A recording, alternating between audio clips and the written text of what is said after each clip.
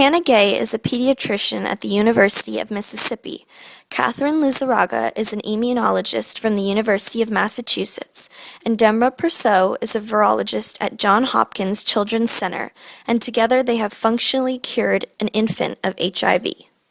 Boston discovered a baby born with HIV was cured almost by accident. And research into this remarkable case will be discussed today at a medical conference in Atlanta.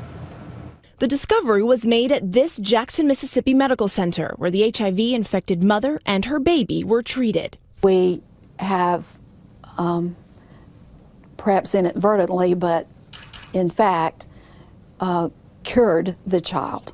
But the case is a bit of a puzzle. After birth, the child was given 3 different medications to aggressively fight the virus. At some point, doctors lost track of the mother. 1 year later, they discovered she had stopped giving her child the medications. After the baby had missed several appointments, we started looking for her. They eventually found the mother and her baby, and then the clinic ran tests to see how much HIV was still in the baby's blood. Doctors found no trace of the virus. My first thought was to panic. I thought, oh my goodness, I have been treating a child who's not actually infected. But after lab work was checked and double-checked, doctors from Boston and Baltimore were brought in to begin research. I think we were both incredibly surprised. So now, at 2.5 years old, doctors say the child no longer requires any medications.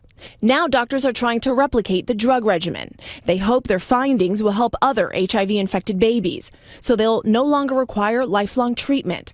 The research that started with a mistake in Mississippi will be discussed at length today at a conference in Atlanta. The child is the second person in the world to be functionally cured of HIV.